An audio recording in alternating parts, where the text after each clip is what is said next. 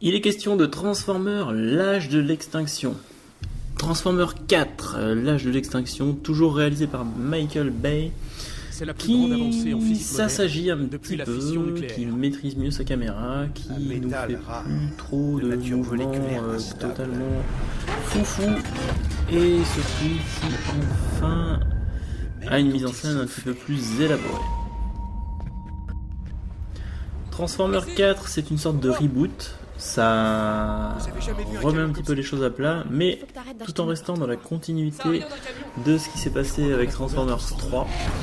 On retrouve donc notre bon vieil Optimus dans un cinéma de quartier. Il devait sûrement aller voir la dernière séance d'Eddie Mitchell ou un truc dans le style.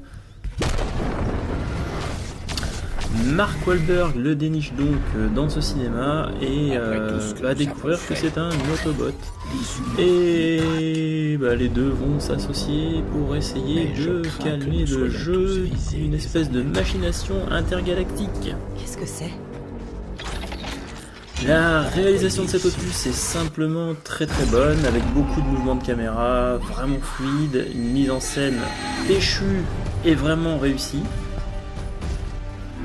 L'actrice Nicola Peltz qui prend le relais de Megan Fox est très sexy, mais son short il est vraiment trop court. Faut vraiment qu'elle arrête de s'habiller dans du 5 ans. À un moment ça déborde. Le film en lui-même est très très bien réalisé, très bien troussé, la mise en scène est superbe. Les effets spéciaux, vous en allez en prendre plein la gueule pendant tout le film, c'est juste hallucinant. Il y a malheureusement un gros bémol à mon goût, c'est que 2h45 d'Autobots, de Decepticons qui se tapent dessus, c'est vraiment trop long. Un film comme ça devrait durer 2 heures, 2h10 maximum.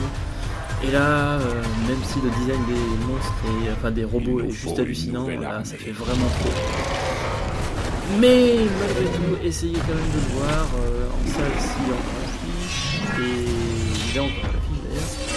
Et sinon, faites une séance de rattrapage en Blu-ray, DVD ou en dématérialisé.